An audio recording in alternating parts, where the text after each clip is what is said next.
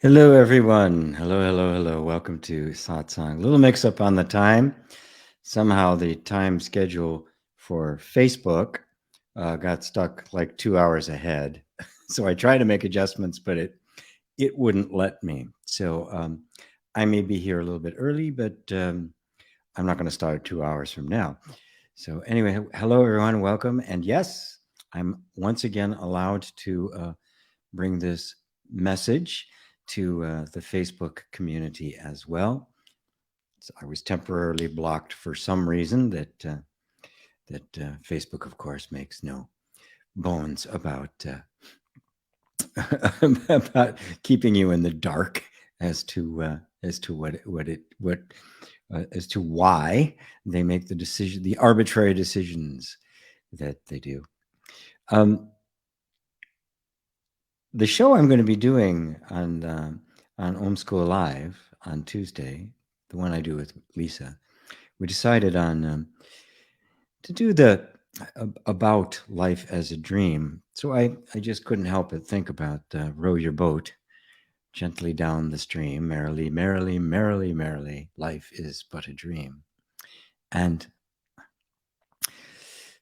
I tend to call it the row your boat sutra because it has all of the characteristics of a deep spiritual teaching, buried in this little nursery rhyme that we all learned as kids and probably never actually thought about life is but a dream. We thought and never actually thought about, wait a minute, what did that just say?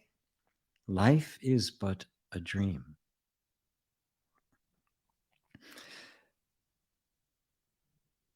That seems like such a radical thing to say, especially in our modern world that's filled with, it's materialistic and quite literal about everything.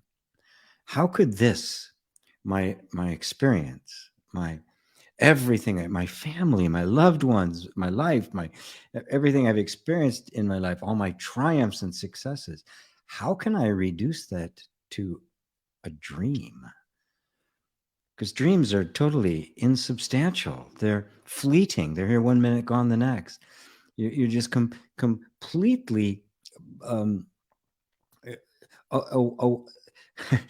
completely blown away by the insubstantiality of a dream. And yet somebody comes along, like a sage, a wise man, a Buddha, and says, it's a dream.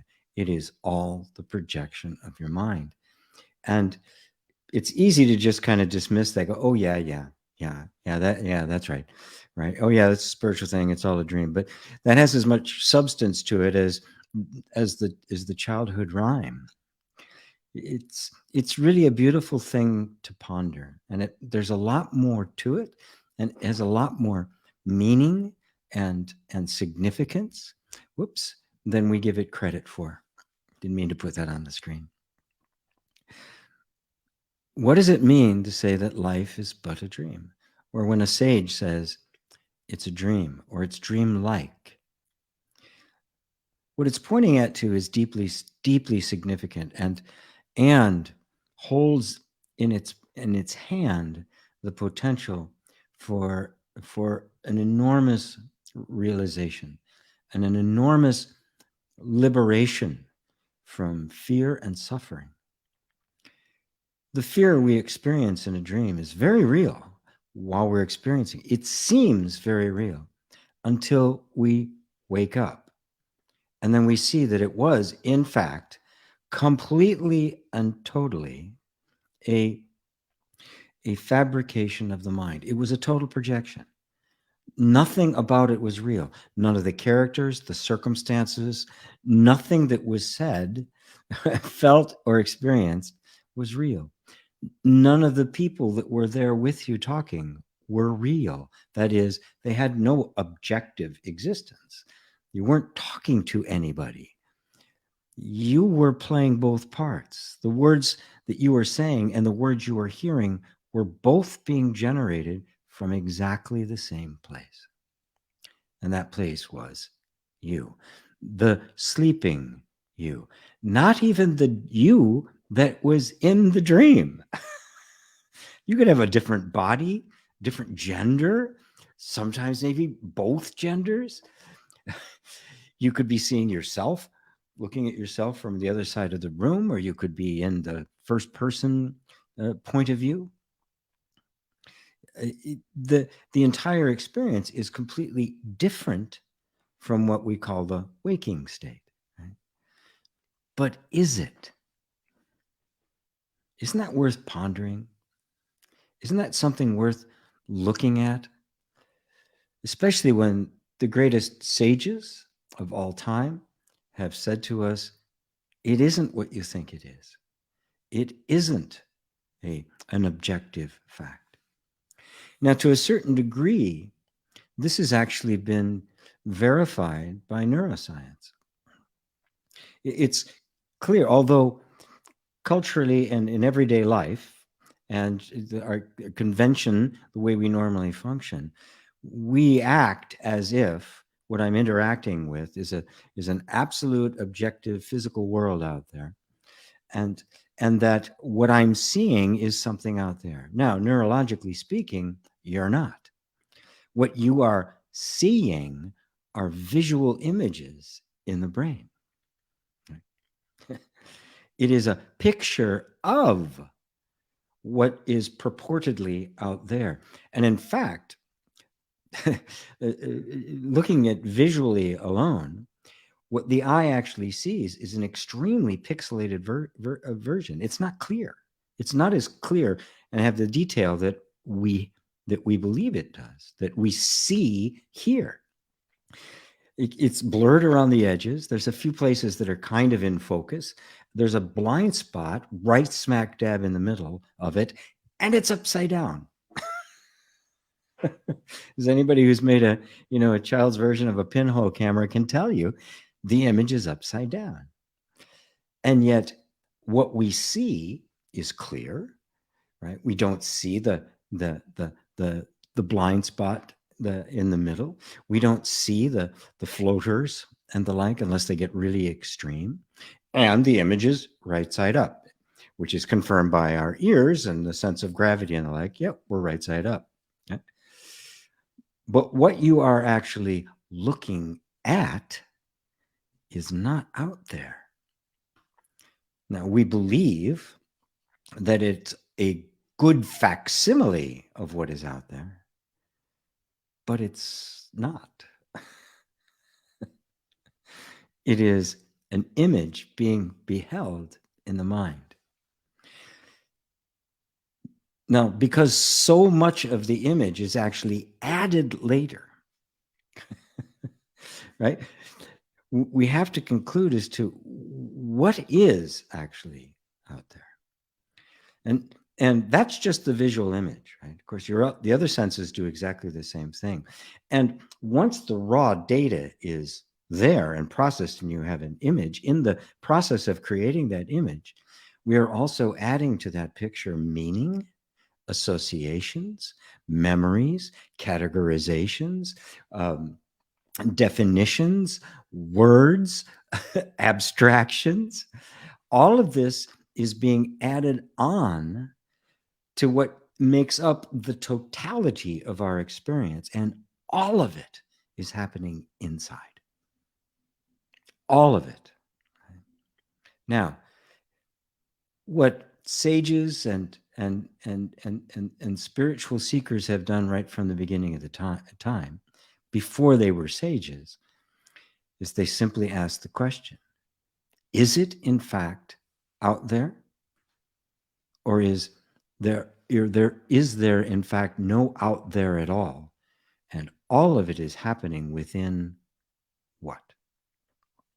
Now, we like to toy with that idea, ever since the Matrix was made. And I hear people say, oh, it's all a hologram in the brain. And then my question becomes, okay, what brain? That too is in the hologram. Right?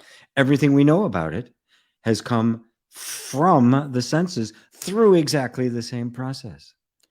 So you can't say, so you're looking for this thing that actually exists in which all of this is happening. And guess what? You don't find one. nothing but the image. There's only one other point I want to bring to you, because that is a powerful exercise in and of itself. They're actually called direct path exercises. And you could take something very simple. Take any object, any object at all, and just look at it for a while and see if any of the experience you're having of that object that you can tell without a shadow of a doubt that it's actually being generated by something outside of your perception. See if you can find evidence of it in it. There's lots of thoughts about it. There's assumptions that that's the case. But see if you can actually come to indisputable evidence that this exists separate from my perception of it.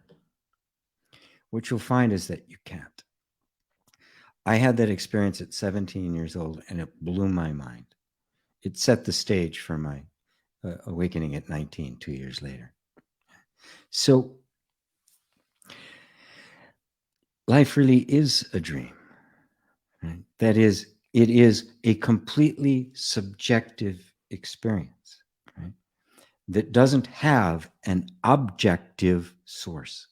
That you, in fact, are the source of it. And notice something. That these images and the like that are being perceived, what's perceiving them? What is seeing that image? No matter where the image happens to be coming from or located or where it's appearing, what's looking at it? Something is looking at it. Something sees it. Something recognizes it, acknowledges it, cognizes it. What is that?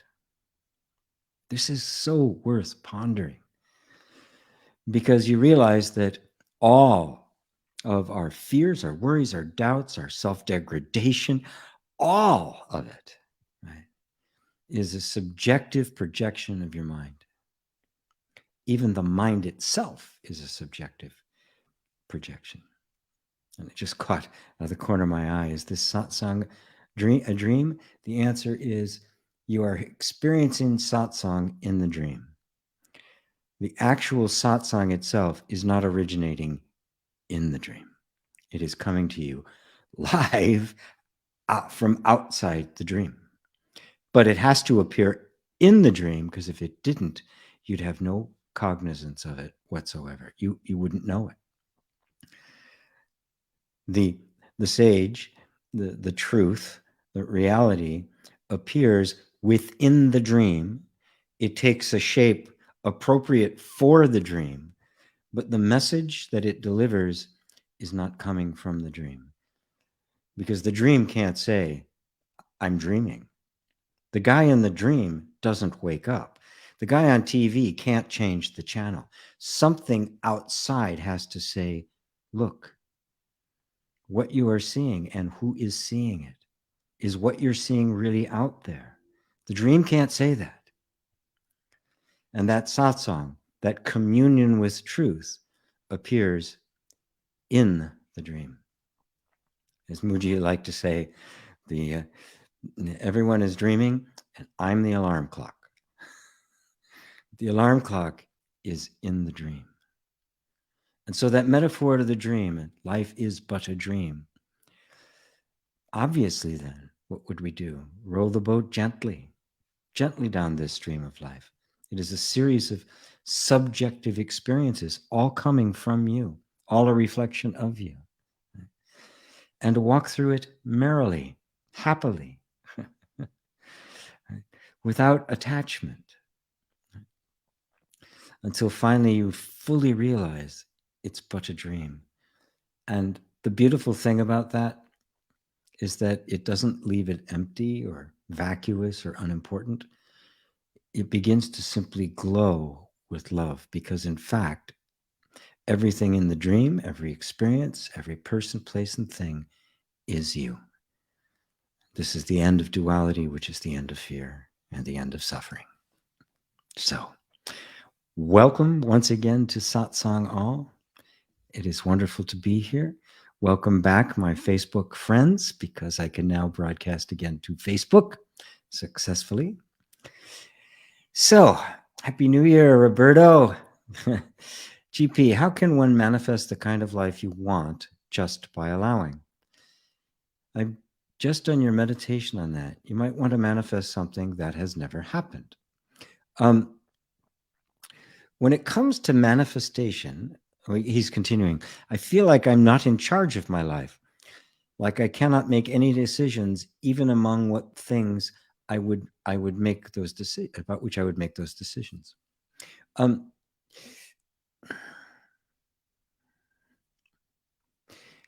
When you have to realize that the everyday, your everyday experience, what you're experiencing right now, is the manifestation of your thinking. It is a projection of the mind. It is completely being generated by consciousness. But so are the desires and fears. So is the image of the kind of life you want to lead. And the one who would lead that life is also in the dream. If you see that, you will lose the fear, you'll lose the intensity of that desire for things to be different than they are. And you will also lose the fear of them not changing or being stuck where you are, because the you you're referring to is the guy in the dream, not the one having the dream. As that becomes clear, you become freer and freer, less dependent upon what's happening in the dream. Therefore, the fear, worry, doubt occupy less space within the dream, and the dream little by little begins to correspond more and more and more to the infinite reality of infinite abundance and love. That's how it happens. Right? When the idea of manifestation and law of attraction and all that first appears to somebody, it's completely interpreted from the point of view of the person in the dream. And so now they think, okay, if I just do this, this, this, and this, I'm going to get what I want, and then I'll be happy. Now, here's what happens. For most people, they never get what they want, so they never know the happiness. It becomes a lifetime of pursuit. For some who actually do manage to get it, and some who get it consistently, right, now get caught in this web that somehow life is about getting all the things that I want, which in fact digs the egoic sense of self, the dream self, into the consciousness as a belief even more deeply. You're actually worse off if you do get it than if you don't, unless you get it because you've stepped out of the dream. When you step out of the dream, it's not that the dream suddenly goes away. You just realize it is a dream, right? And so you're no longer emotionally or intellectually dependent upon it. You're not seeking anything from it because it has nothing to give you. It's flighty. It's nothing. It's complete subjectivity. And it becomes fascinating at that point, and you begin to see the correlation, right? But the desire to make things different than they are is one of the key elements that keeps you stuck in the dream. Because the real dreamer, the one who's having this dream, has no desire. This is a spontaneous arising, didn't even decide about anything. It's just happening. It's a constant energetic unfoldment of the nature of being itself. In the Hindu tradition, this is referred to as Brahman, Vishnu, and Shiva. And all of creation, the universe, is the dream of Vishnu, the sustainer of the universe. And one beautiful image, it has Vishnu asleep on the infinite ocean of being. Out of his navel grows a lotus. Right? The lotus opens, and sitting on the lotus is Brahman, the creator. And every time he blinks, his eyes open, a universe appears. Every time he blinks, that universe goes out of existence and a new one comes into existence. Constantly, the universe comes into being, goes out of being, comes into being, goes out of being, comes into being. Just like, the way that quantum particles, or whatever they are, the quantum, behave. They just come into being, go out of being. They have no substance or consistency to them whatsoever. This constant pulsate is Brahma blinking. The Hindus saw it a long time ago without any kind of scientific process. Interestingly enough, after 1,000 years, an enormous cycle of time, the lotus shrinks back into Vishnu's navel, and another lotus grows and opens up, and another Brahman sits there with his eyes opening, closing, opening, closing, opening, closing. The guy in the dream can't possibly be in charge of his life because he's not creating the dream. How can he possibly be in charge? How could he feel in charge? He could try to convince himself he was, and then try to manipulate the circumstances. It's like the characters in a book getting together to try to overthrow the author. We don't like the way this book is going. We're going to write it differently. They don't exist. They have no substance. Right? Find out who you are. The one to whom all of this is appearing, including the one who wants to control their life. That's also in the dream. And be free and happy. And then you won't worry about the decisions that are being made. And weirdly enough, you'll find that you more and more consistently make what within the context of the dream would be regarded as better decisions. But there's no decision maker anymore. I hope that helps, Roberto. And I hope that helps everyone, actually. I hope everyone enjoyed that. Crispin, hi, Happy New Year from everyone to everyone. Tiny Switzerland. Good to see you. Dale in New England. Wonderful. Ava. There's Ava in Poland. There's Mary in Niagara Falls. Ava, thank you, G, for your blogs, The Bewilderment and My Useless Life. That is for your words. Constantly changing, cloud inevitably dissolving into nothingness, and a dash separating two dates before the second date is known. These words, these two metaphors together have changed something in my feeling. Not understanding was there, in my feeling about this person and myself. That means now I feel myself. More is solid, stable, never-changing beingness. And ego, or a person, is appearing and disappearing clouds, completely ephemeral, fleeting, elusive. And letting go of thoughts, anxieties, and other stuff seems much more easy. All your blogs are so precious. I'm so grateful, G. Thank you. Oh, beautiful. Thank you, Ava. I've been having so much fun writing them. The inspiration from just kind of picking up, selling everything I owned and moving over here. I haven't gotten around really as much as I thought. I just bought a car recently, so I could a little bit, but I've just been, like this morning, I woke up about 6 a.m. and started writing and wrote the rest of the day. I haven't stopped writing all day because it's just coming, right? And so I'm good with that. I'm down with that. I'm absolutely fine about that. And so it's been very,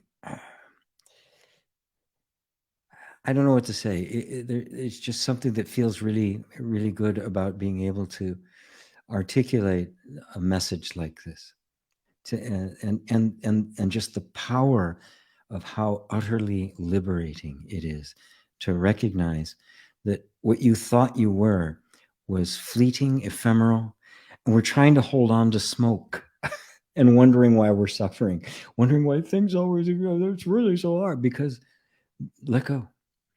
That's not who you are. You are the being to which it is all appearing. Because a dream can't dream itself, can it?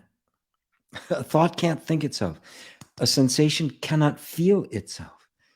There has to be that which actually is, a consciousness to which it is appearing. And the consciousness to which it appears cannot be made out of what appears. Because what appears is pure subjective smoke and mirrors. That to which it appears must be real. So is not a dream, right? It can't be a dream. To have a dream, there must be a dreamer. It's not infinitely recursive. There is something that is objectively, absolutely true. And that is you. That is the real you. It is the consciousness that is hearing my words right now. That even all the thoughts that are saying, oh, I'm just conscious. No, I don't understand. He says these things and I really don't get it. Even all of those thoughts are being witnessed by the pure consciousness that is pure being. That is the true dreamer, the one to whom all of this is appearing. And the reality, of course, is even that it really isn't a dreamer. It is simply reality pondering itself. We use the term dream as a metaphor, but it's not really a dream. It's simply how consciousness functions. This is how it knows itself. And this is how it experiences, even by, in the dream, someone forgetting that they're dreaming. Hopefully I'm not going too deep here, but enjoy. Anyway, thank you, Ava. Daryl and Maryland, DC. Good to see you. Good to see you. Crispin, how can I get rid of the thought I first have to figure out the rules of life before I can live it? Well, there's a couple of different ways. If what you're saying is, how do I make it stop coming? There's only one way, and that's realize it's not true, right? And don't pay any attention to it. But here's what happens. We recognize that it's just a thought. It's not really true. And I believed it for a while, right? Lived my life accordingly. So it appeared to be true because I gave it energy and basically I created a whole dream around it. Okay? And now you're saying that it's not true. Now, if you think that the seeing that it's not true is going to make this habit energy of these thoughts constantly appearing go away, then you're going to interpret, I guess I don't know enough yet, right? Because it's still here. It's still here means I must be missing something. What if that's not true? What if you do understand, you do get it, and it keeps appearing for a while? It's actually not a bad thing. It's going to keep appearing. All it's doing is testing you, tempting you, right? Do you understand that it is a thought? And the way thoughts function and why they seem so real to us is because when you believe a thought, it becomes manifest as experience. Remember, everything is generated from consciousness. There's not an out there that somehow thought has to reach out and manipulate. There's nothing out there that needs to be attracted, law or no law, because there is no out there. That means that whatever I believe here within consciousness, whatever I accept as a truth into my dream will create the dream. Therefore, if I believe I have to figure out all the rules before I can live it, I will have to figure out all the rules before I can live it. I will have that as my experience. Things won't be quite right. I won't be satisfied, right? Things will not work out. And I'll think, it's because I haven't figured out the rules. There aren't any rules. There's only the fact that whatever you believe to be true, by the power of consciousness, what you believe to be true manifests as experience. And it can do that because it's not manipulating matter. It is all subjective projections of that belief. And so that belief makes images. Those images appear to be existing outside of perception. And in fact, they're right here. And even here is inaccurate because there's no here. You don't occupy space. The consciousness has created a universe, but it's not bound by it. It's not in it. It's appearing to it. So notice that thought. And if there's still something inside of you that says, well, maybe it is true, this is great. This means now you have to become stronger.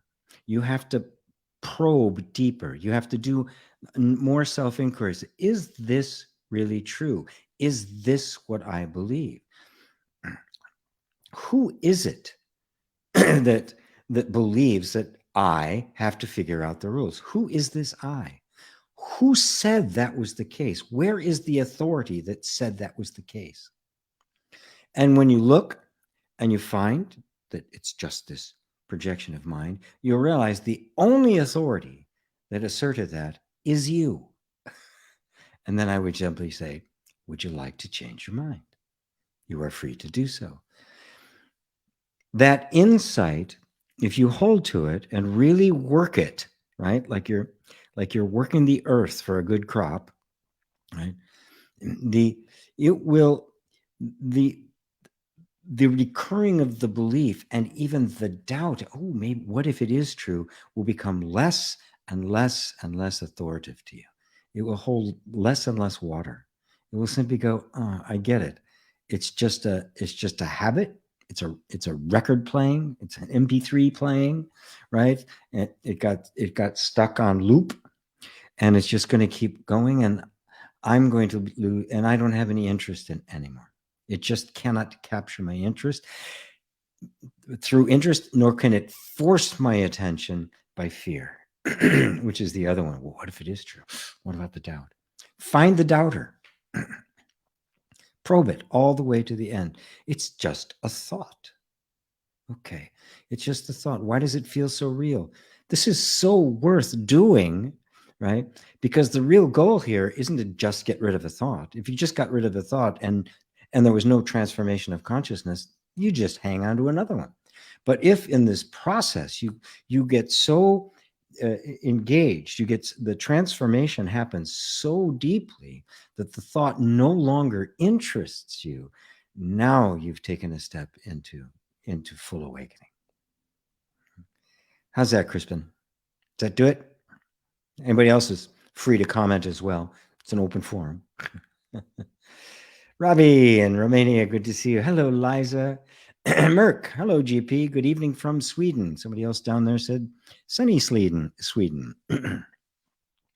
Nothing feels really solid anymore for some reason. It feels both freeing and nauseating at the same time. It's freeing to your heart.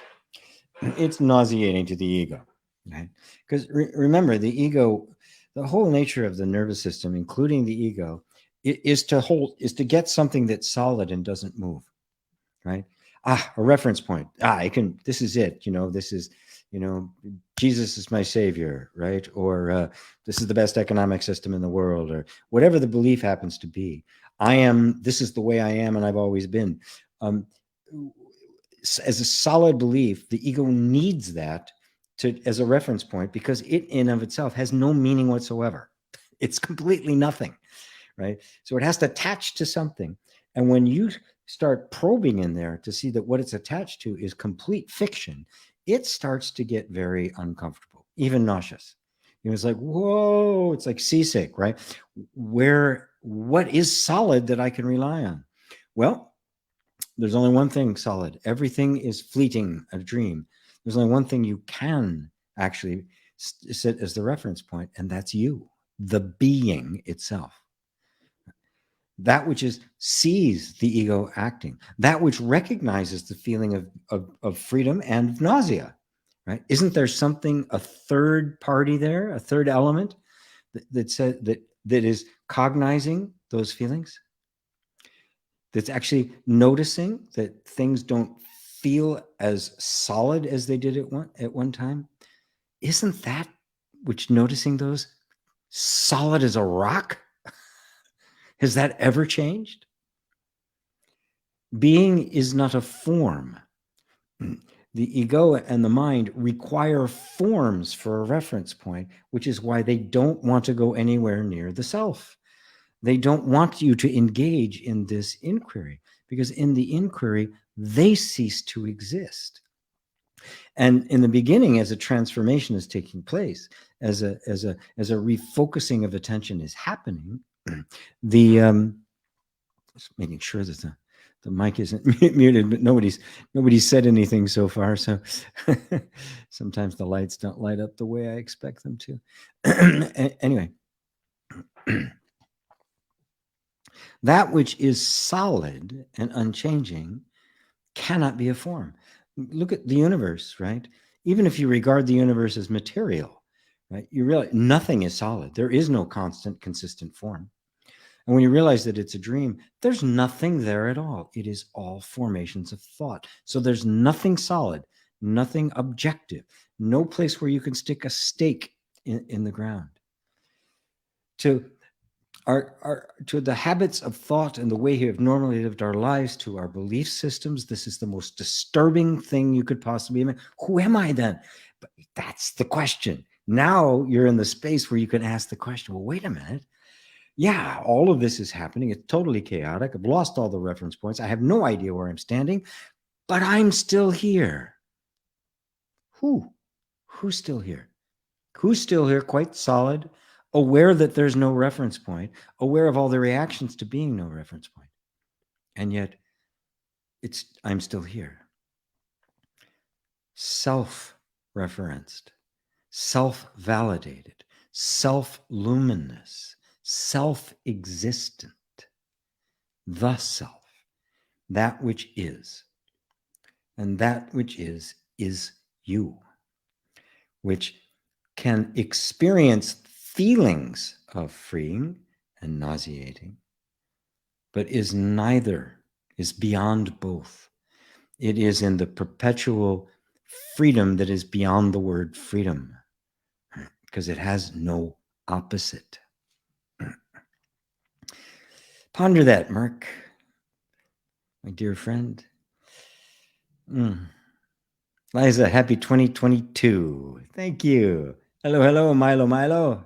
Good to see you. Crispin, how can I get rid of or transform the attitude? Oh, I already saw that. Or do I even have to get rid of it? I already got that one. There's Steph. Hey, Steph, GP and everyone, my neighbor. Happy New Year. There's Sonia. I feel that overwhelm is one of the most fearful sensations that I feel, and maybe one of my main fears. When I feel overwhelmed, it feels as if I'm about to get killed. Maybe because I feel out of control. I had to erase the greeting because there was not enough space to write. Here it goes. Hi, GP. Happy New Year. Hi there, Red Rose, my friend Sonia. Overwhelm is almost a constant in our modern day world. What is it? Physiologically, neurologically, it means the nervous system is getting more information that it can process, right? Now, because it has to be able to process everything that comes in order to remain safe, when you get into a feeling of overwhelm, it is going to trigger a fear of death because you're not safe anymore. You're overwhelmed. It means it's coming too fast. I can't deal with it. I'm drinking from a fire hose. It is a completely natural feeling, right? So don't think it's something you have to get rid of. Recognize that this is a state that it's in. Now, on a very practical level, before I go into processing it, right? On a very practical level, reduce the stressors in your life. Just do it. Get rid of the people, the circumstances, the stuff that is throwing all sorts of things at you that are making you over, that are more than the nervous system can handle. That includes watching the news, cruising Facebook and reading the memes, reading the polarization about every issue there is. Any issue that comes up, there isn't a rational discussion going on, weighing the pros and cons of both sides with valid information. It's a bunch of people who've taken a position, usually ignorantly, but vociferously, and arguing for it, because there's no way to resolve that kind of conflict, because there's no rational thought going on, nor is there rational discourse, right? You're overwhelmed. There's no way to reconcile these opposites. So what do? Get rid of them.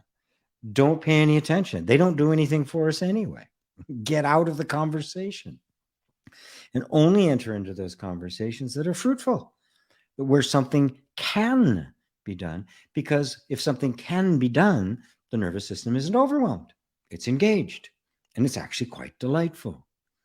So that's on a very practical level. Take responsibility for your life and get away from the contentious people and arguments and the like. And most of them are on Facebook. Sorry, Facebook. Don't block me again. No, please. Don't put me in Facebook jail again. I'm sorry. I didn't mean it. So now, when you're in that, there are times. The problem is we've all gotten so sucked into a way of life that we're in this, and we don't know how we got there, and we can't really tell now what has to be there and what doesn't. Well, that's the first place, is eliminate everything that doesn't need to be there, and then you'll find you're in circumstances that are overwhelming, that you can't get out of. Maybe you're in a job and there's a lot of pressure in the job right now. All sorts of things, more than can be done. And not only you, but everybody around you is overwhelmed. In that case, you retreat back into the place that is observing the overwhelm. Because remember, the overwhelm isn't you, it is the reactive patterns in the nervous system. And just stop and breathe. And notice that they are intense sensations going into on in your body. That there is and that there's also an energy in you of resistance. It says, I don't want this. I've got to get rid of it. Please go away. Right? Which creates more tension and conflict, which increases the overwhelm. So the first thing is step back, breathe, say, okay, I'd rather you were not here, but you're here, and I totally accept that you're here. Obviously, you're here. I might as well accept it. It's what you've done is you have dropped yourself actively out of the conflict. Now your nervous system is just dealing with a difficult environment. Now, at that point, you can use a technique like tapping to simply be present with that feeling of overwhelm while simultaneously delivering a message to the nervous system. It's okay. It's safe. Right? You don't have to do a fancy process. You don't have to do the EFT setup statements or any of that. Matter of fact, all of the words used in EFT are only to keep attention on the feeling. They're really secondary. So if you can just, and if you're really overwhelmed and even resisting overwhelmed, the feeling's there, no problem. It's gotten all your attention already. So just be present with it and just keep reinforcing it. I give myself permission to feel what I'm feeling. I'm allowing myself to let go as best I can of resistance. It's not serving any purpose. And thank you. Thank you for taking good care of me. Of course, my nervous system is jazzed right now. It doesn't know what to do. Okay, I get it. And just stay present. I'm starting to call this presence tapping. You're just staying present with what's here. You're in, it's a form of allowing. It's part of the yoga of allowing. And so this is the shift in relationship between ourselves and our lives, and why all the therapeutic stuff as well as non-dual stuff is because this is the ultimate therapy, is when I am no longer identified with my body, my mind, and the nervous system. As long as I am, there's going to be struggle going on. But if I'm not, if I find that I am something else altogether, all the characteristics of all the therapeutics, all self-help and personal development techniques get transformed. You don't necessarily throw them out. They begin to function on a different level because it's no longer me trying to fix me. It's me compassionately repairing a broken nervous system that's just been trained to react in a way that isn't useful anymore. But now consciousness is there, conscious of being conscious, and now consciousness becomes the therapist. Basically, God is your doctor. So how does that work for you, Sonia? Work for you? Boy, I've been to some of my Midwestern twang still hangs out every now and then. Yeah, thanks a bunch. Nice to see y'all. Okay. Merc, reality is a kaleidoscopic personal dream? Yes, but the one having the dream is not the person. It's Vishnu. This is the big one. You're not the dreamer. The guy in the dream is not the dreamer. Who are you without referencing any of the stuff in the personal kaleidoscope? No reference whatsoever. Where do you find you in all this? Well, obviously, no me, no dream. I'm not in what I see and experience. I'm witnessing it. So, since everything I know about myself is in that dream, that I've identified as myself is in that dream, none of that is relevant. Well, who then am I? You are Vishnu, sleeping on the infinite ocean of being, with the lotus growing out of his navel, and sitting on it is Brahman, or God, creating universe, destroying, creating, destroying, creating, destroying. Brahma and Shiva really should be sitting on there together, creating, destroying, creating, destroying. Brahma opens his mouth, his eyes, Shiva shuts them. This is the important thing to get, right? Because I'm having a dream, but the I we're thinking is having a dream, right, is the personal sense of I. That I is the dream. The dream and the dreamer are one.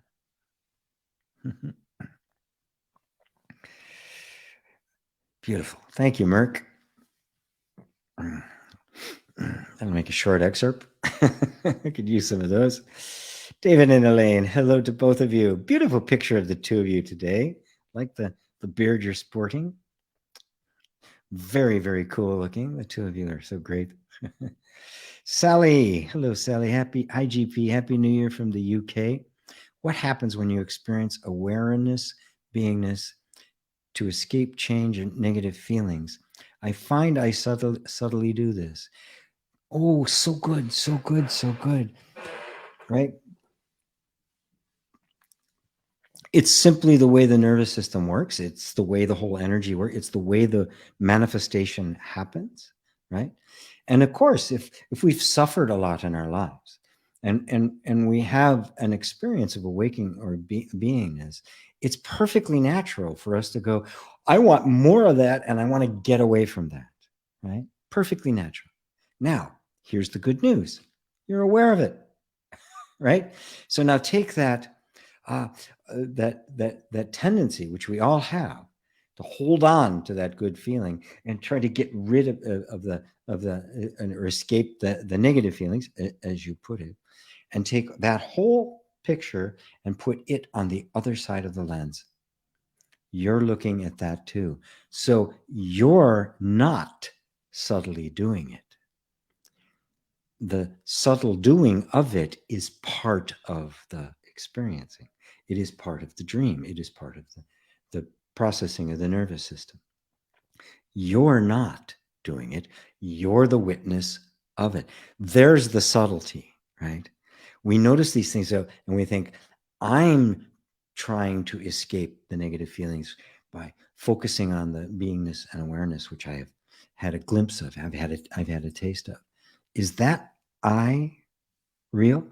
Or is that too something you're perceiving? If you can perceive it, it can't be you. You're not two. If I can perceive it, it can't be me, it's something else. So since you are perceiving a particular state of mind and feeling that wants to use awareness to escape negative feelings, since that is a perceivable object, subtle but perceivable, it's not you. Who's that I? Is that I the witness, or is that I and the whole scenario you just outlined here yet another creation, yet another part of the of the um, of the egoic mistake? Is that I you, or are you the absolutely free, boundless, infinite witness of it? The witness is never what it witnesses, ever.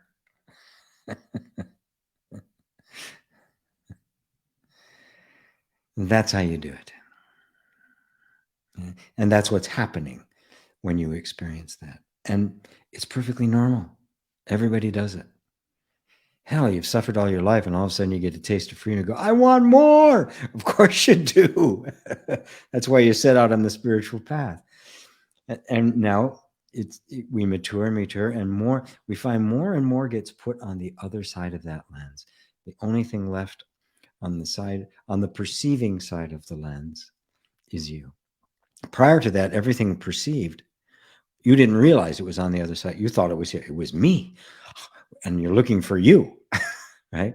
Well, all of that gets put on the other side of the lens of perception, and the only thing that remains here is the absolute ultimate perceiver, and that is yourself.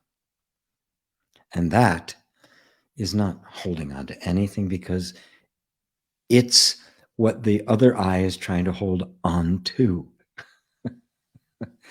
That other experience creates a sense of the egoic sense of I that wants to hold on to what? To the bliss of being, which is what is watching it. The bliss of being is watching this whole thing happen. Right?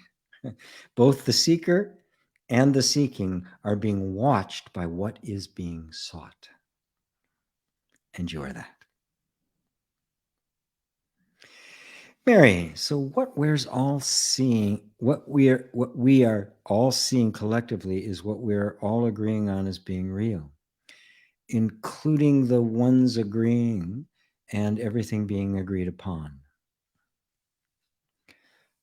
To quote Neil Donald Walsh, there's only one of us here. For instance, a chair. We all see the chair and we all agree that the chair is there. It's convention. We agree, and it's good. So if I ask for a chair, I don't get a brick. Right? Or if I ask for a towel, I don't get a hot coal. Good, really useful, right? And yeah, on one level you can say it is kind of a universal dream. It is the dream of all beings. It is the universal hypnosis. We're all hypnotized in the same way. We're all radios tuned to the same station, dancing to the same tune, right? That is a level on which it can be understood, and that level in and of itself brings a lot of harmony. It brings a lot of compassion. You can understand why people are the way they are. You can have a lot of gratitude that you're one that is waking up from that, is no longer completely immersed in it. And then you can go to another level. And even those out there who appear to be saying the same thing are also in your dream. And you are Vishnu, the ultimate dreamer. And there's nobody but you.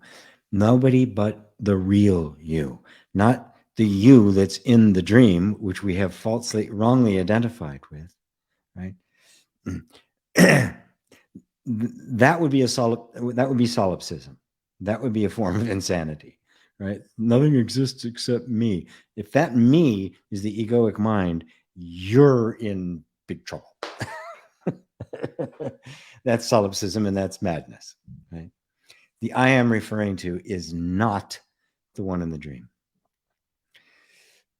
It is you. But the you is not Mary. It is Vishnu. It is Brahma. It is Shiva. It is Buddha. It is Christ. It doesn't matter who you say, right? Because they're all referring to exactly the same thing, right? And so the chair, the universal chair, is you. The chair is you too.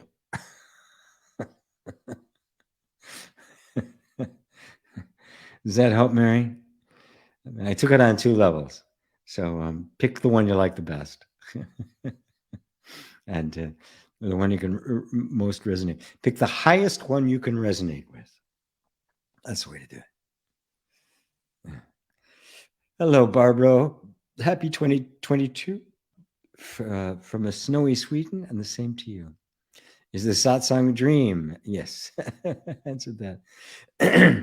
Mary, so the waking life is just another more physical aspect of the dreaming life itself.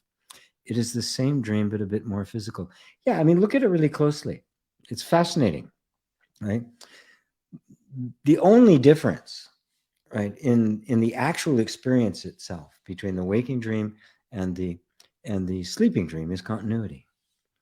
In the sleeping dream, it's different physics, different laws, different rules, you know, so the scene will change without notice. I walk into one room and suddenly I'm in another. You know, my car turns into a horse. You know, I fly. You know, I can speak another. You know, speak weird stuff, understand weird stuff, right? But there's no continuity. If when you fell asleep at night, your dream picked up exactly where it left off the night before, and then was consistent through the whole night, did a bunch of stuff, ended, and then the waking dream, you wouldn't be able to tell the difference. You wouldn't be able to say one was waking, one wasn't. You'd be living in 2 different, both of which you would call reality. Right? The only difference is the continuity of events. The nature of the events themselves is identical. They are both dreams. In this dream, the events are disjointed and non sequiturs, disconnected. In the waking dream, they are consistent and appear, they give the illusion of cause and effect, continuity, perpetuity, history, right? Laws. So the laws here are real laws, objective laws. No, they're not. They are only a dream that picks up where it left off when it drops out of its dream, which it has to do every night, otherwise we go crazy. Right? So it is made of exactly the same stuff. It is all mind, right? But it appears very differently, and therefore has a more powerful, creates a more powerful attachment to it as an objective reality. In fact, there's absolutely no difference. And the reality is not in either. Satsang is being broadcast from beyond the dream. Ding, ding, ding, ding. Time to get up. Hello, Hendrik. Hey, good to see you. Lake Constance, Germany. There's Michael. Hey, Michael, IGP. The stream is getting old. My life is like the movie Groundhog Day. Not much I can do, I guess. Yeah, you can drop your resistance to it, right? The stream is getting old. Yeah, it does. It gets repetitive. And it's a good thing, right? We have this craving for novelty. If it's always fresh and new, we get distracted, right? We're always reaching for the shiny object because we get a momentary hit from it, a momentary degree of pleasure, right? And that's satisfying for a while. It's a relief from the suffering that is the monotony of life. And if you look at psychology, it showed very clearly our neuroses are simply just utter repetition. It's the same thing. It's Groundhog Day over and over and over again. You want to be free from it. You want to be free from the notion that this experience is the reality. Then you'll drop the need for it to be exciting and different and new. And paradoxically, it'll become exciting, different, and new. What you'll discover is that the idea that it's repetitive is just an idea. And in fact, it's not. It is forever changing. This moment is not the same as the previous one. It is unique. And you'll become so mystified at the utter brilliance and intelligence and creativity that is being manifest around you absolutely constantly, you'll lose, like a little child being exposed. Everything's fresh and new to them. Everything. After a while, it's like, oh yeah, same old thing, and they don't even see it anymore. At that point, you're only in a concept of it, right? Drop the concept and experience life as it actually is, a never-ending flow, right? That is constantly changing. Right? And then let go of wanting it to be anything other than what it actually is, and kindle within you the desire for you to know life as it is, and to know yourself as you really are. When that takes over, the dream will begin to fade, and you will find underneath the dream that is repetitive is the manifestation that is infinitely varied and beautiful beyond imagination. Does that help, Michael? Christine, somebody from Facebook. It's working. Yay. Christine says, I surrounded myself in old paintings of rural homestead, and a few years later, I ended up living in just that. Yes, we're amazing beings to be able to shake the limitations of others and create the bliss we seek. Clear intent. Yes, that's how it works, because the focus of attention without resistance will eventually bring what is being focused on into sharp relief, even if it's not present here. Attention creates reality. What we experience, not reality, it's experience, but attention. What drives attention? Belief. What drives belief? Identity. There's a chain there that appears to be causation, but it's actually a kind of a flow. But yes, the key is no resistance. And no resistance means no attachment, right? Which creates a sense of separation, which means you get a sense of you experience more a sense of separation, and no aversion, which means the attachment is always got they're both always fear. Fear that it's never going to come, fear that it's never going to go away. Attachment and aversion. If that's not there, if there's not this driving sense that I have to have it, that it's just love, it's just beautiful. You surrounded it in your home because you love it, because it just, there's a feeling that, and that feeling resonated with you until it manifested itself in some kind of a form. And, you know, if you'd intended to manifest it, you may not have, right? You know, the moment you said the clear intent, which is true, but there's a subtlety there that we really need to be aware of, because what happens is when we get these, my intentional manifesting, right, is that very subtly we get this idea that, okay, I'm going to be holding these pictures and things, and then when I get that, then I will feel good. Then I will be happy. Then I will have the substance. But the substance isn't the manifestation. The substance is you. And the actual manifestation itself is both the thought and the feeling of it. So St. Paul meant when he said faith is the substance of things hoped for, the evidence of things not seen, the evidence of things not seen. This isn't the evidence. This is. That's faith. Not faith, I believe in something that I don't, it's not belief. In fact, in that phrase is translated in the Amplified Bible as perceiving as real fact that which is invisible to the senses. You find the substance of the manifestation, and in that substance, you find the happiness and joy of this moment. That happiness and that joy then goes forth and creates that as an experience, and it matches that which we resonate with at this time in our lives, right? You know, 10 years ago, 20 years ago, you know, the rural homestead may not have been that attractive. You might want to have been a city. I did. And I ended up in New York. Couldn't get more city than that, right? And it was like, all right, I'm done with that. I want something different. It was Miami, and now I'm just wandering around, right? So, yes, we we can shake the limitations of others, right? Again, there's another subtle place. We only shake our own limitations. They all came from these others: parents, schools, teachers, media.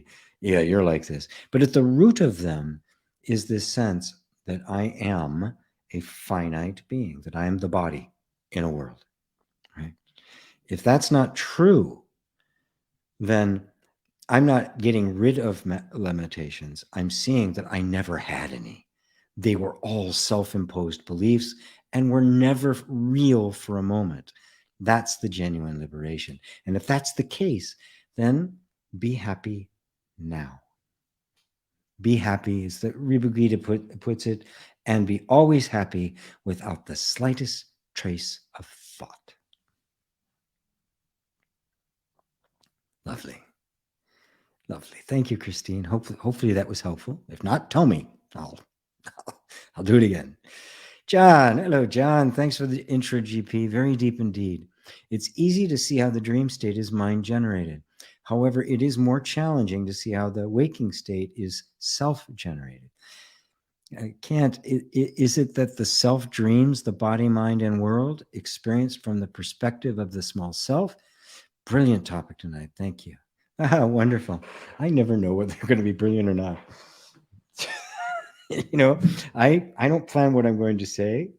I have no agenda. I say what comes to mind, and it's pretty interesting that it comes out, and I'm often as surprised as what comes out as y'all are. But enough about that. Yes, it is more challenging to see. It's actually not any more challenging to see because it is the same. It's just habits of thought, because we've been so ingrained that this is objective reality. It'll exist whether I see it or not, right? And it's not true. It is demonstrably untrue. Right? Is it that the self dreams the body, mind, and world experienced from the perspective of the small self? Yes, it dreams the small self because in the infinite potential, nothing exists. There's no expression, there's no manifestation, there is no thing. In order for a thing to appear in this infinite ocean of potential, there must be a point of view that calls it forth. And so the infinite ocean of potential is Vishnu. It is Brahma. It is Shiva. It is being itself. It is you.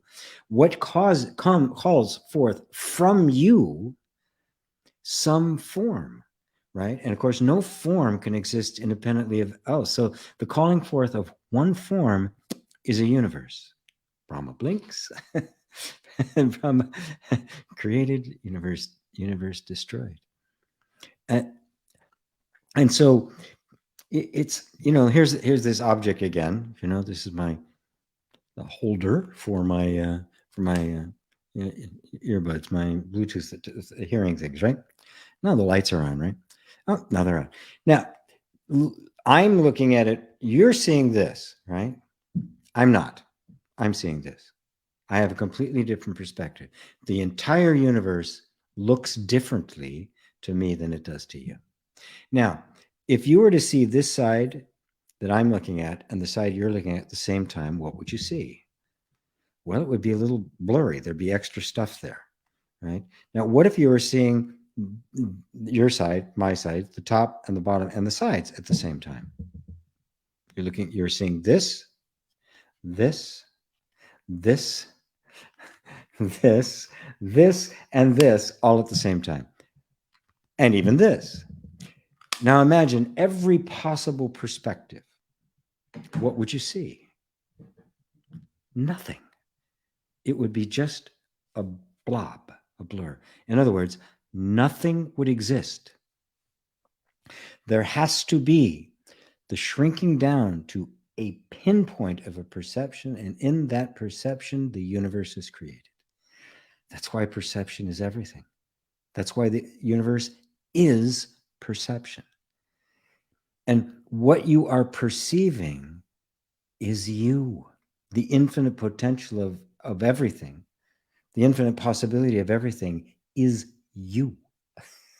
You are perceiving yourself. To perceive, to know yourself, you must shrink and become. We call that a dream, right? But what is a dream except the projection of the mind without an act of will? It's not a decision. I'm going to think this. That's what conscious thought likes to do. The dream isn't that. You don't control it. You're not generating it. You're not deciding what it is. It's a spontaneous arising. Guess what? So is the waking dream, a spontaneous arising. And I see myself from a million different perspectives. Right? So I'm looking at me. I'm looking from here and I see you, but what I'm really seeing is me. That is me, the Vishnu, Brahma, Shiva self, the Satchidananda self, the being, consciousness, bliss self. I am seeing. And so sight, seeing, and the seen all arise spontaneously and simultaneously. And they're all perceived by the ultimate seer, which cannot be seen because it is the pure infinite ocean. Does that help, John? These are deep questions tonight. This is really nice. I hope I'm not going over anybody's head because I know some people, this may be very new to some of you, this kind of a spiritual discourse and interaction.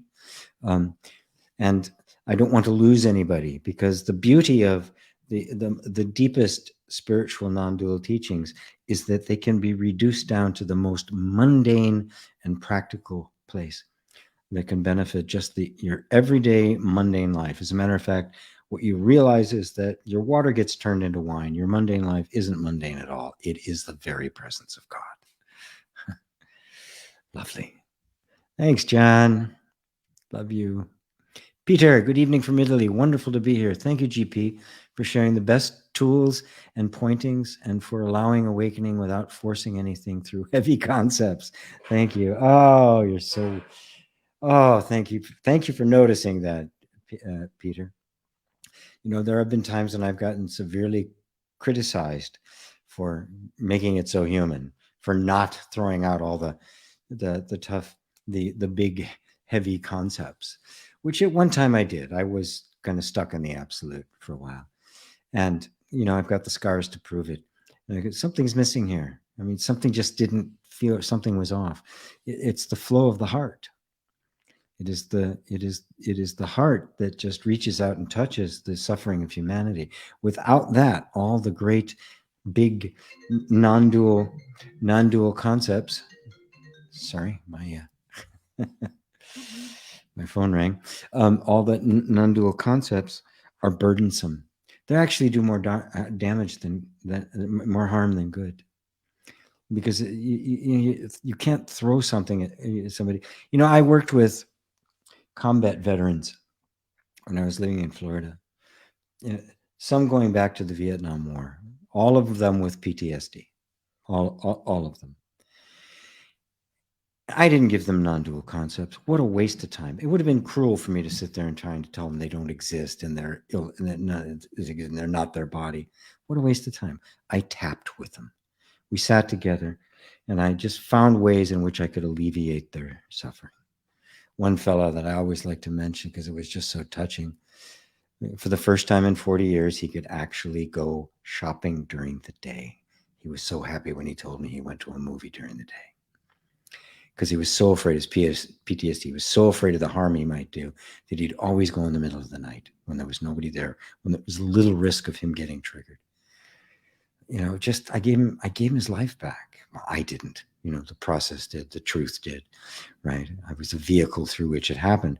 But what good would it have done for me to have gone with a bunch of, you know, high-sounding spiritual ideas for somebody like that, for people like that? What good would it have done?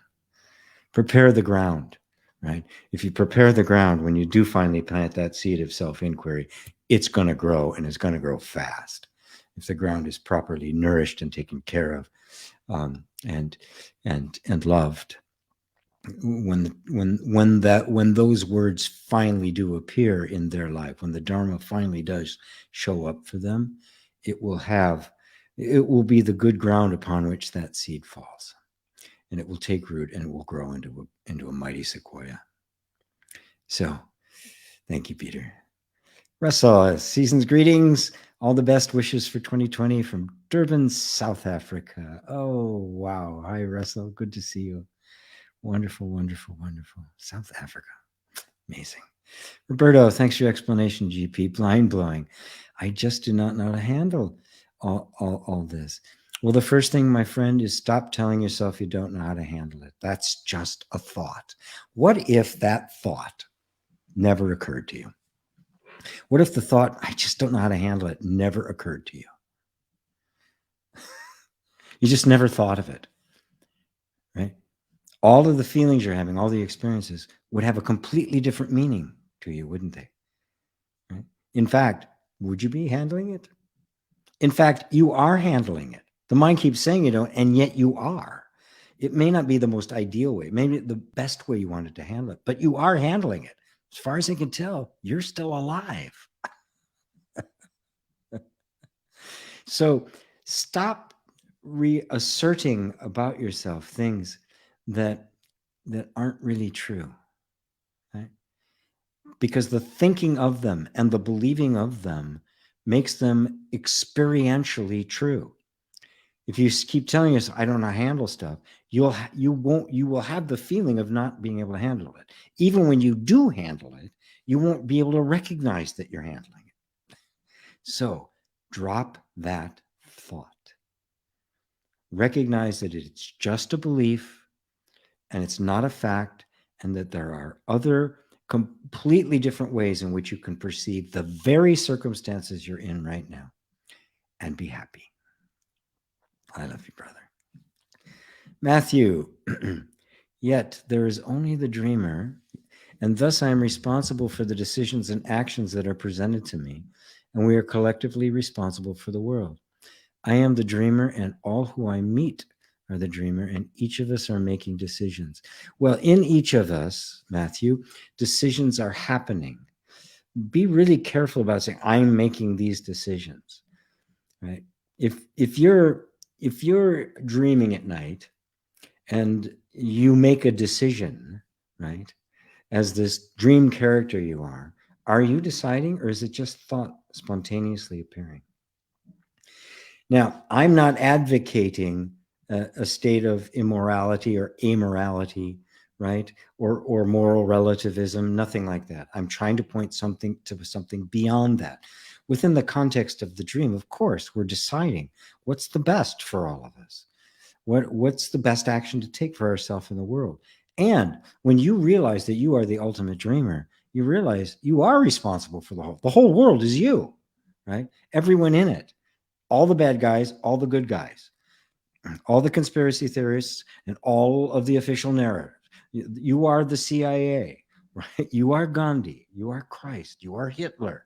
You are all the people he hurt, he killed. Right? You're all of it. Whoa. Okay.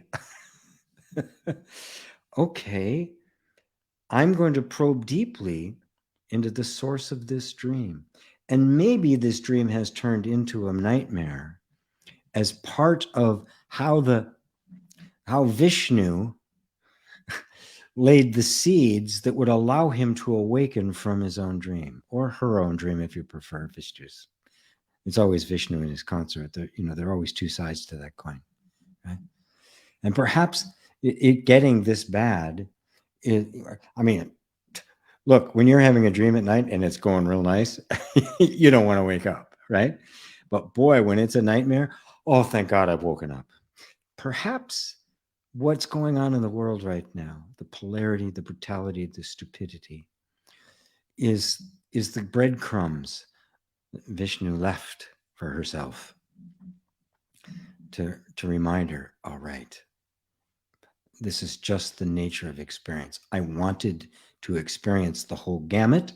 I've experienced the bliss and the pleasure and the love and the wondrousness, which was also part of the dream. But it's flopping to the other side so that I remember, yes, it's a dream. And I do want to wake up. And so when people talk about each of us are making decisions, yes, but you can only make them for you. You can only find that pathway in that frees you. Once you do, you will find, paradoxically, that others are being freed too. They're certainly being freed from your ideas about them, what you thought they were. Because the image you hold of yourself, you impose those, you project that on others as well. Right? Buddha made a remarkable statement, rarely quoted. I've quoted it several times, so those of you who heard it before, you're going to hear it again.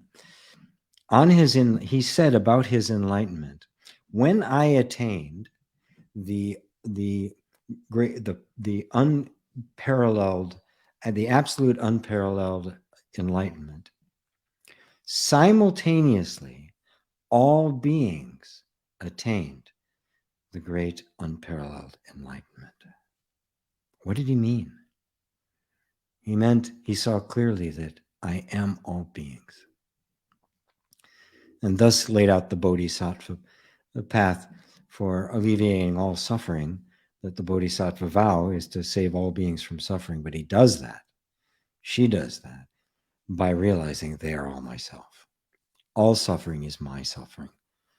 All the evil in the world, all the good is all me. This is why you have to say yes to it. All the brutality, stupidity of the world, say yes to it, right? Okay. Right. And then take it on as yourself, as your own dream. And you are waking up while the dream is still going on. You're moving into the phase, you could say, of lucid dreaming, which is prior to awakening. But in this lucid dream, you're not trying to manipulate things, right? You're recognizing that it is all myself. And now, who am I that all of this is poured forth from me? Wow. What a calling. Thank you, Matthew. Hopefully that helped. John, Eckhart Tolle crossed the pond in the reverse of your direction and poured out the power of now. Yes, that's exactly the case. The power of now was satsang in the dream, because he had clearly seen that he was not the suffering being that he thought he was. Hey, Bob. Hello. Happy New Year, everyone. Somehow I feel that it is time to let our hair down, despite all the restrictions and control that was surrounding us. Let us shine, dear friends. Oh, it is. Oh, it is. Yes, indeed. It is. It is time for us to find freedom even within the restrictions. I'm slow to advocate civil disobedience. There will be a time for it, right? But let's not turn that into just a mindless, undirected revolt. Like the morons that tried to take over the U.S. Capitol. I mean, the pictures of them were pathetic. The dress and everything, the Trump hats. And even when they actually managed to get into the Senate chamber, the one guy sitting at the desk, at the front there, like it was an amusement park, he had no idea what to do. It was just this burst of anger that had no direction, no intelligence behind it. Just right. So let's let our hair down. Let us be free. Let us enjoy freedom. And when the time comes, assert it in deeper ways that are nonviolent, but very, very intelligent. But first, let us know who we are. Find out who you are. And that is where the shine comes from. Roberto, GP, your info. The YouTube said Satsang was scheduled at 21:40. Yeah. I I set stuff. The time went out there as wrong, and Facebook wouldn't let me change it. I changed it on YouTube, but it didn't change. So just a technical snafu. So I couldn't wait that long. It's so weird doing it late at night. For 5 years, 4 years, I've been doing it at 5 years now. I think I've been doing this. I've been doing it at in the morning. It was like early afternoon in New York, and now it's like evening. It's Sunday night. I should be eating pizza and watching Netflix. So anyway, Daryl, I completely agree, Bob. Amen. Amen to that. I agree too. Carl, hey GP, I did your Nativity of the Soul meditation many times and really liked it. A friend then sent me another meditation where you call on the archangels. I couldn't do it. I felt like I had to come away from the ground of being from your meditation. Are the archangel beings on different levels on a scale of divinity? Don't know if this question will make sense. Oh, it makes perfect sense. I will borrow from any tradition, right? Now, this may sound to the pure non-dualist, it's like, this is offensive. Look, there are all sorts of things all around us that we can't see, that we can't communicate with, right? There could be light beings, right? Light for you and I, right? The wall behind me, not the window, but the wall around it is opaque. Light can't get through it unless it's a radio wave, which goes right through it. From the point of view of the radio wave, there's nothing solid here at all. It's a window. The whole place is a window, right? You're wireless, right? The Bluetooth that you listen to, it goes right through, right? Much of this isn't even here from its perspective. There could be all sorts of beings and stuff, but it wouldn't matter. People talk about eighth dimension being and multiple being, or angels and archangels and that sort of thing. It doesn't matter, right? There are an infinite number of quote unquote beings, but there's only one being, right? They are all you, right? So when the imaginary wall of the mind begins to break down and perception expands, it's going to see things that you didn't think were there. From the normal state of mind, we would say, oh, I'm seeing a being from another place, right? And it would even seem that way, right? But the real understanding would be it's called an archangel, right? Which simply means angel. It's simply a messenger from the source. It has it's the same source as I do. So what's the difference if it's an archangel or if it's a rodent, right? They're beings that emanate from exactly the same source as I do. And what is that source? It is the truth of my being. It is myself. So if I'm seeing angels or demons, right? Angelic beings or gargoyles. If I'm seeing beings of light and color, Arturians or whatever they call the, space people, and even if I'm seeing space people, right? They're all you. They are all, don't make no experience whatsoever is objective. It is all projections of the mind. And as the limitations of the mind, the self-imposed limitations begin to break down, and the sense of I begins to sink into the infinite potential that is its source, more and more and more things are going to become visible that once were invisible. It does not make them objectively real. It does not make an angel more real than a cockroach. It's just the walls are breaking down. The range of the possible creation that is all that is what perception is. Perception is actually the generator of creation. It is not the perceiver of it, right? As those walls break down, the limitations break down, and what gets created becomes bigger, wider, better. I mean, just look at what's happened over the last couple hundred years, let alone the last 12,000 years, what we now perceive. The universe, remember the universe, just this little tiny little thing, right? The star suspended on a crystal sphere. Right? Not to the Hindus, of course. There were plenty of people who saw that it was this infinite expanse.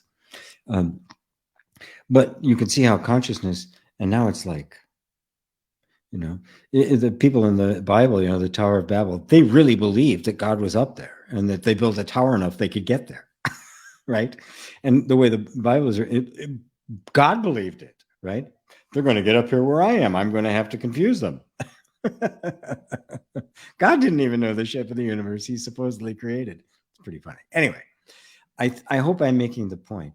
And for some people, right, because of their faith, I will invite them to pray to Jesus, to consult with their spirit guides, to invoke the archangels. It's all them. But because of the nature of mind and faith and the way it works, for some people, I can't just go say they don't exist, right? Because they it's not that they don't exist, it's that they don't exist and they exist. They both exist and not exist. They exist as a manifestation, the way everything else does. They do not exist as an objective entity. Yet to somebody who is on a particular state of mind, that's the only way they can receive the message. Look, it's the same with the guru, right? I'm you, but you don't know it. So the reality of you has to present itself in a form that you will receive. That's what the guru is. That's what the sage. It's actually you. But because we're still steeped in this idea of an objective universe, we don't realize that it is all ourselves. It appears in forms that appear to be separate, but the message is coming from the essence. It is you. It is the real you, right? And whether that you say that that's a guru or a sage or a great teacher, or you say it's an archangel, or you say it is a fifth dimensional being, that is simply the convention, the illusion that we project on it. There is a reality there, and the reality of it is the one perceiving it. And so I'm perfectly willing to use the language and concepts and faith of an individual to bring them into a higher state of being, into a state where there is less suffering, and thus the potential to open to the realization that I am that. Thank you, Carl. Oh, hello, Melissa. Hello. Any words about panic, unhealthy bonds arising, surfacing, falling away? Have had wonderful experience with your I'm Not Safe EFT video. Wonderful. Good. Any words about panic? Well, unhealthy bonds arising. If you recognize that all of those, your list there, panic, unhealthy bonds that are arising and surfacing and falling away, are all the experiences programmed into your nervous system, and they're not you. That's what, when I use EFT, it's another concession, just like talking about archangels, right? It's not real either. It's not absolute. It's not the ultimate truth. The reality is the nervous system is a concept. It's a model. It doesn't exist either. But I use it because it's the means by which I can bring people into a place where the suffering is reduced, if not eliminated. We call that feeling being safe, being whole, being complete, right? So when I use tapping, I am using a method which conveys a feeling of, say, information, the visceral sense that I am safe, and gets put right into the middle of a panic. Normally, if there's nothing in the environment telling you you're safe, the panic will just spin until the body is exhausted and it finally lets it go. Right? But if even in the middle of a panic, the nervous system senses something different in the environment, which it will because it senses everything. All of a sudden, it's in the middle of a panic, and there's this information coming, not through the mind, which is useless at that point because the mind contributes to the panic. It's getting this message, I'm safe. So what? No, I'm not safe. Wait, I'm safe? but it's coming so viscerally that you can't ignore it. What happens? The environment is shifted. And because the nervous system, as a function, is the function of adaptation, it adapts to whatever environment it happens to be in. It's like water. Put it in a shoe, it takes the shape of a shoe. Put it in a Waterford wine glass, it takes the shape of that, right? And so it will automatically begin to adapt to this environment, which now contains a bit of safety. And of course, the more it does, the more it receives the safety, which makes it grow until you find the panic just slipping away. It's moving out of the nervous system. The defenses are coming down, and that coming down is what we feel is a sense of relief, of lightness, of relaxation, of calmness. Right? And remember, it is out of the programming of the nervous system that the unhealthy bonds got developed. They're unhealthy from you've grown in consciousness to the point that say, wow, this is not healthy. This isn't really functional. Yet the energy as an energy pattern is still attached to that. It doesn't think there's any other way. It doesn't say it's unhealthy. It says, I don't care. It's safe. This is safe, even though we now know it isn't. So right in the middle of the unhealthy bond, right? Right? Even when you're feeling the pull towards it, if you're doing this, it's the same thing. Unhealthy bond. Wait a minute. Safety's here. Oh, maybe this isn't such a great thing.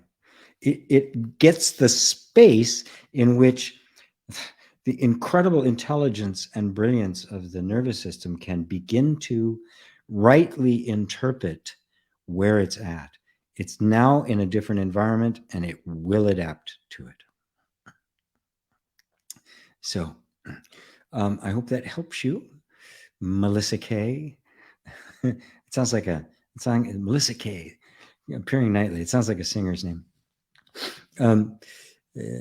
So I'm glad you've had a great experience with the I Am Not Safe EFT. Again, me teaching EFT and working with people with EFT, I've gotten all sorts of criticism from the strict, neo-Advaitists. But, like my example about the combat veterans with PTSD, what else is I going to do? Right? Tap, it works. It calms the nervous system. It gives them a space they didn't have before. And miracles can happen. There was one guy, I don't know, 20 years, he couldn't raise his arm past here. This beautiful, tall, handsome black man, just really great shape, right? And that's all he could do. But a convent, he'd been wounded, right? 5 minutes we sat there and tapped on it. And after we said, okay, take a deep breath, right, just raise your hand. He went like this. He went, this look comes over his face. He goes, what did you do to me? And I thought, oh God, he was big. I was like, oh my God. He says, what did you do? He was just overjoyed. I don't know how many years he'd not been able to do this. And then 5 minutes, boom, he did it. Okay, criticize me. I don't care. So, Bob saying hello to Daryl. Red Rose, I get overwhelmed even if I don't have much going on. So oh no, I must do this, but I might not be able to. Yeah, that's just the old habit, darling. Just the old habit. Because you're so used to being in that state. And I know you, we've done private sessions together. So I know that you've had an experience in childhood where you had to be constantly on alert, and the continued on your relationship, right? And so that's going to take some time to work its way out of the system. You just keep doing this. It's safe. It's safe. It's safe. The overwhelm will eventually dissipate and disappear. I will guarantee that. I don't know when, right? But just keep doing this. Just keep doing it. Even if you don't know what to say, right? When that feeling comes, I must do it. I'm not going to be able to do it. Just, okay. Be with that feeling of not, I'm going to have something to do and I'm not going to be able to do it. But something's going to happen. and just notice the feeling and just tap. That's all. Just keep telling the body it's safe. Right?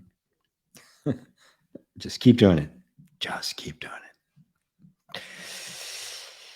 Curiousnessify. Good vibes to you too. Marty, Happy New Year. Hello, Marty. Thank you, GP. I really need you to hear this today. Perfect way to start the year. Ain't it, though? It's a great way to start the year, ain't it?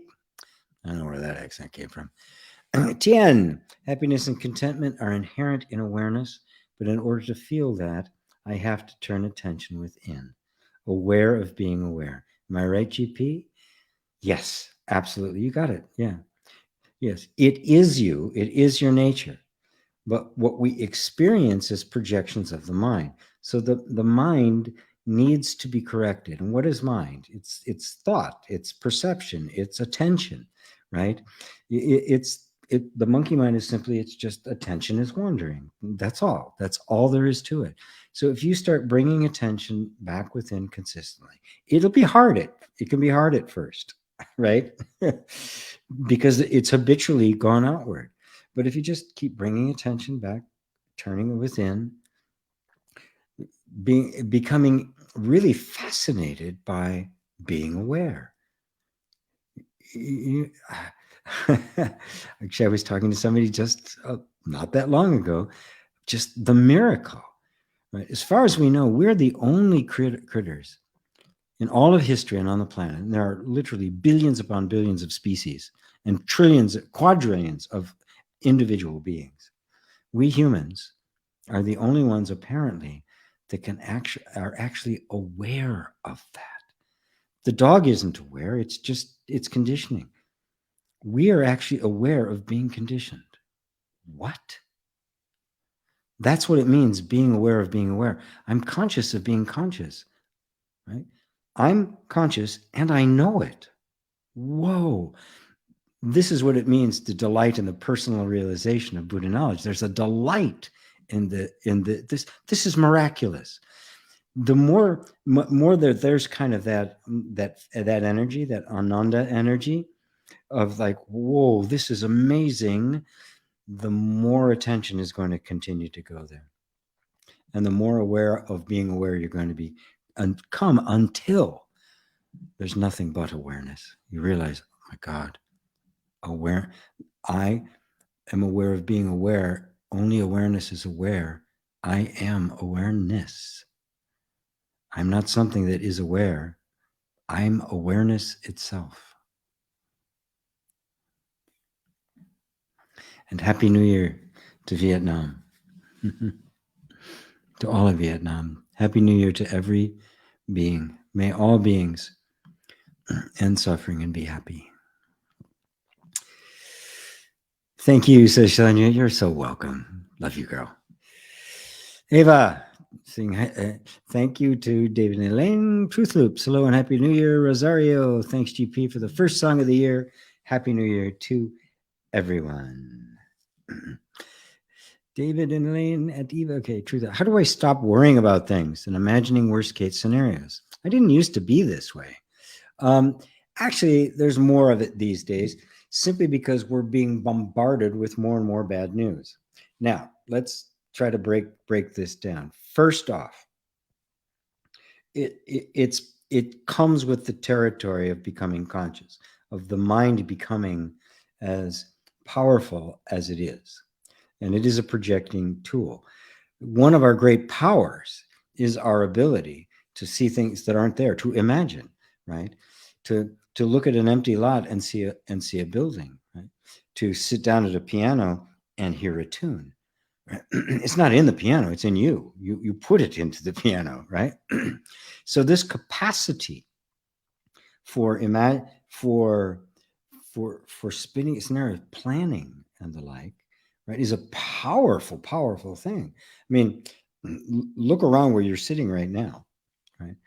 Nothing in the room, everything that you are in right now, unless you're sitting out in a wood somewhere, is man-made, was the result of somebody envisioning it, including the plants you may have around, right?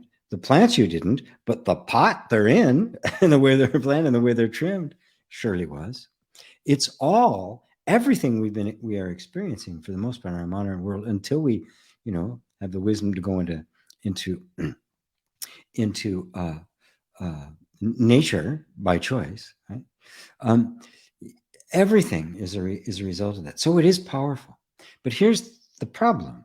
In this process of gaining this, still active within us is the very primitive drive to survive, right? Now, in the order of things, as far as, primitive life forms, because they're all the way up into a human being, the human nervous system is an animal, right? What's mission one? Survive. That's it, right? If I survive, then I can worry about eating, right? And making little versions of me, which is all at that level that we're concerned with, right? It's basic survival of the individual and survival of the species, survival of life, right?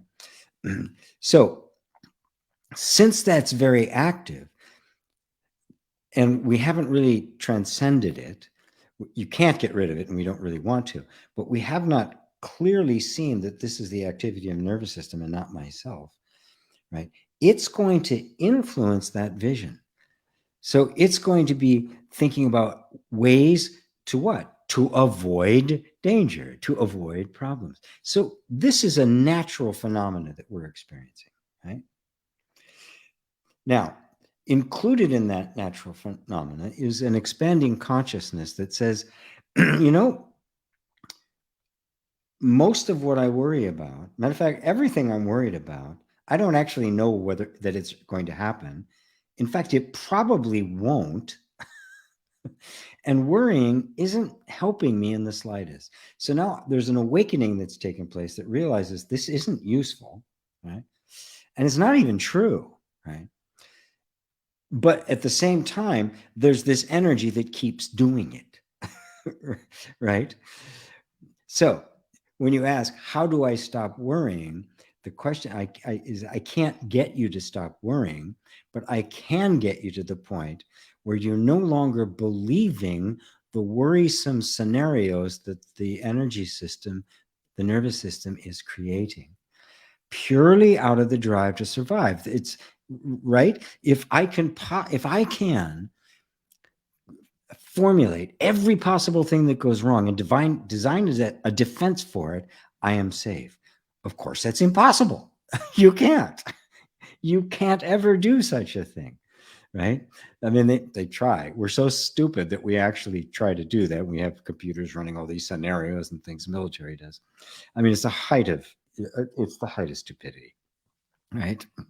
With heavy artillery, which is a scary thought. But I'm not going to project anything into the future. Anyway, so step out of it. See it as a mechanism, right? And you say, I didn't used to be this way. Well, don't say I didn't used to, because it's not you.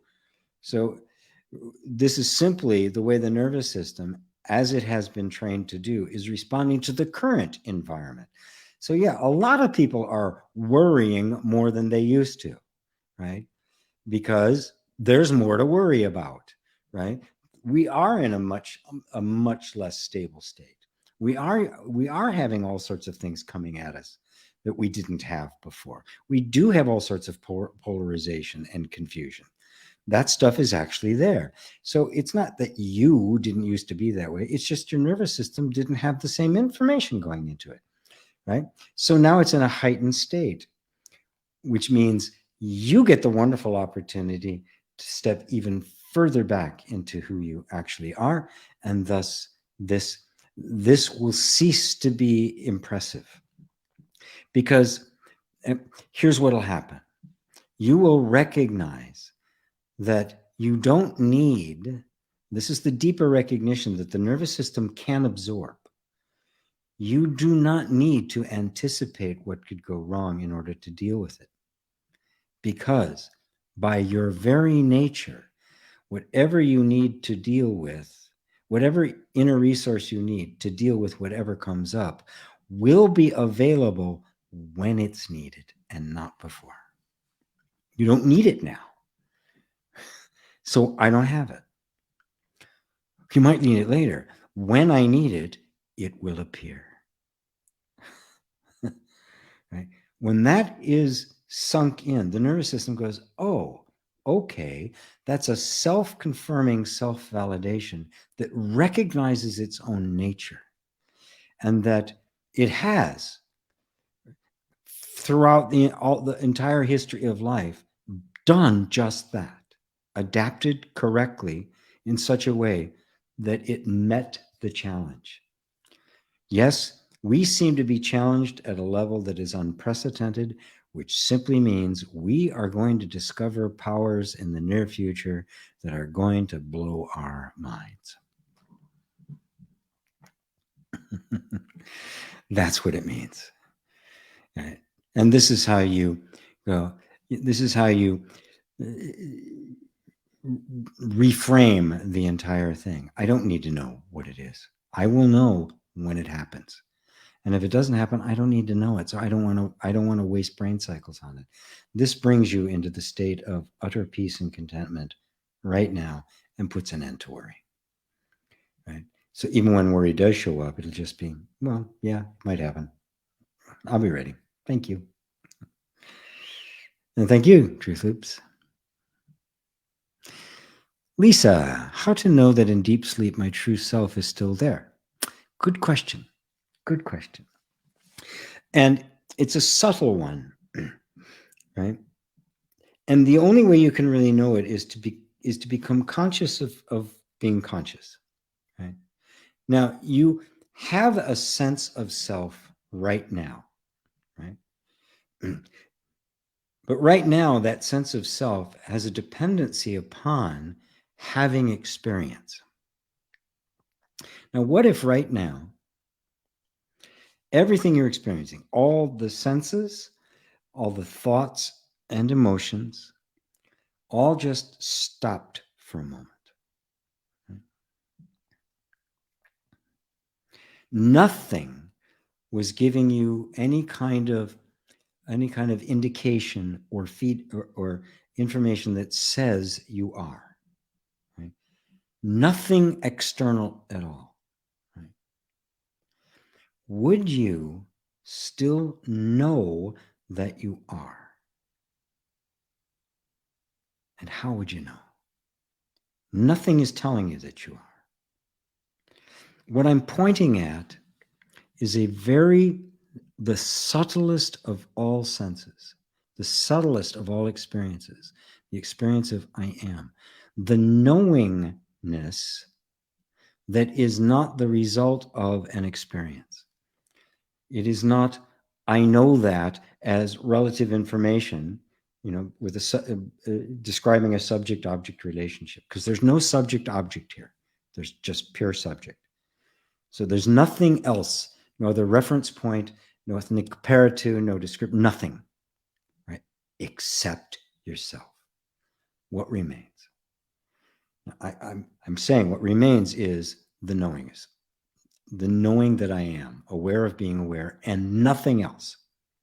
Now, this is not something that you can grasp intellectually. I ask you to probe this for yourself. This is the practice. This is self-inquiry. Realizing that, you realize that in deep sleep, that's all you're experiencing. In deep sleep, there's no sensations, there's no thoughts, there's no emotions. So there's no time, there's no identity. I am not GP, you're not Lisa, right? There's no experience at all. There's nothing to measure time, space, anything, right? So you, as the person, are not there. And yet, I am, and I know that I am. But that knowing is not the same as our normal knowing. That knowing is your being. Now, this gets discovered. When you're in deep sleep, you can't discover it, right? You have to discover it in the waking state. We can't discover it in the dream state either, because that's off another place. It is here in the waking state where we are able to probe this for ourselves. And so you just look. What I did was could make a little exercise or meditation for you. Just, okay, you're just trying, no sensations, no nothing. What remains? Nothing to tell me that I am. Do I know that I am? This is self-inquiry. And it will take you right up to the threshold of nirvana. Roberto, how do you know you're not part of the dream anymore?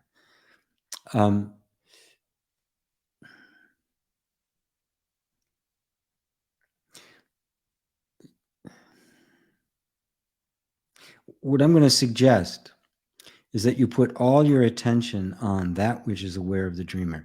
There's no answer to that question that will satisfy your mind. And that question is your mind. It wants to have a checklist. Oh, I'm not dreaming anymore. But that would be in the dream, right? Put all of your attention on the sense of being, noticing from your own direct experience that everything happening is appearing to me. Forget even dream or not dream, objective, subjective, the experience, anything the experience. Forget even thinking about the actual experience itself, and put all of your attention on the one who's having the experience, right? Because that isn't dreaming. The dream is appearing to it. I'm speeding up a little bit here because it's getting on time.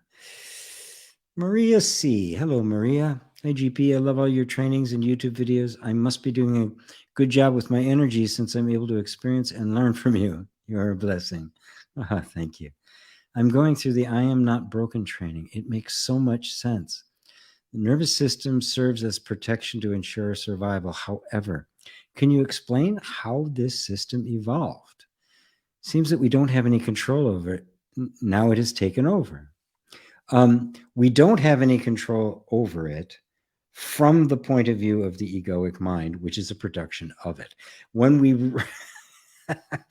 the evolution of it started, I mean, you can look at the evolution of it, I mean, in a snake, right? In a fish, right? In one cell animals, everything seeks to survive. It's not a physical mechanism, right? It is something much more subtle. It is something much more energetic, inherent in life itself, because it's in everything, even animals that don't have a nervous system. So the nervous system is simply an evolutionary step in this underlying principle of self-survival, right? And it's just gotten extremely sophisticated, right? And because it is just inherent in life, inherent in the body, we don't have control over it. Right? That is, we don't have the manipulative control we normally think of control. The paradoxical thing is that when I recognize I have no control and I step into the place of the pure witness, the act of witnessing takes control. Because it is no longer imposing anything on it. The nervous system is now free to completely flow according to its own nature, and you find it is completely harmonious.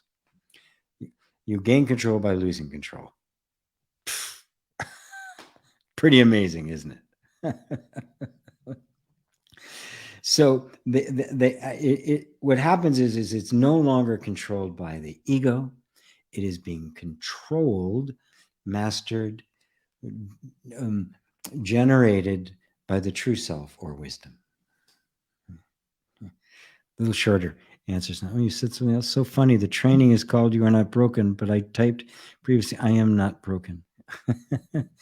Yes, your energies are reconciling. Yes, you are not broken is me speaking to you, but the truth is, I am not broken, and the true I is never ever broken. How can it be? It's the I. You cannot break one into parts. The invisible, irreducible one. I don't care. Put it in the CERN linear accelerator. You cannot split it. The indivisible cannot be split. Being free, dear GP, so great for your satsangs. Could you say something? The idea that sometimes expressed that increasing the vibrational frequency makes a better experience. Sure.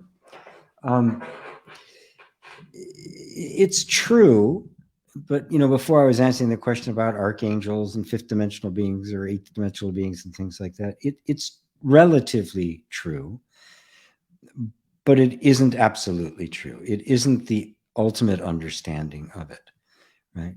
And so people say, I'm going to raise my emotional vibration, and that's going to make a better experience. Well, of course it is. We've all had the experience. You fall in love, and what happens? Everything looks lovable. Nobody can get you upset. You're just, your butterflies are going. Everything is so wonderful, right? And nobody can piss you off, right? What is that, right? You're in an emotional state. We want to call that a higher frequency, right? You're simply completely immersed in happiness. Now, it is happiness that's still conditional because it's based on another person, the relationship, and that sort of thing. But for the time you're in it, yeah, everything looks better. Everything is better. You're vibrating at a higher frequency. So people try to force themselves into a higher frequency to have a better experience, right? That forcing part, the act of forcing itself is a low frequency, right? Right? You just love yourself. Just come to learn how to love yourself. And to love yourself, you must know yourself. When you know yourself as you really are, you will love you. I guarantee it. Nobody has ever shown up to reality and gone, man, I'm really kind of disappointed. Boy, can I get my money back? Nobody's ever said that. Has said no one, right? So it's true, right? But it's remedial. Like the law of attraction is true, but it's a very remedial idea because it's still steeped in the idea of an objective universe, and it's out there, and I raise my and get it, and it's still very much locked into the ego's desire of trying to create happiness through circumstance, trying to make make that permanent, which is inherently impermanent. When you discover the reality of you, which is not a vibration, it is the ground of being, out of it grows what we could call the vibrational frequency. And it's okay. It's a good word. Everything is vibrating. Everything is, I will use the term, everything is flowing. But what is flowing and what is vibrating is the self. It is not something separate from the self. So there's nothing out there to have the experience. The experience is completely self-generated. The highest frequency there is self-realization. The highest vibration is self-realization. Roberto, if I realize my belief is wrong, how can I change it? Again, don't put too much mind in this, my friend, right? If you realize a belief is wrong, when you learned that 2 + 2 = 4, it didn't equal 3. Did you have to go and force yourself into believing it's 2 + 2 is 3? It's gone, right? The problem is you don't really believe it. You have to probe and do the inquiry into the point where you are convinced. At that point, when you see a belief as a belief, it's gone. It may appear, habitual thoughts may appear referring to it, and you go, oh, okay. Well, but they can't get your attention because they're not true. They're obviously not true. So speeding up here because I've hit my 2 hours. Some of this years, I want to do that. I really would like to get to point because I don't have any degrees or any. I have very little education. Actually, I was school and I didn't get along. I would just love. I really would love it if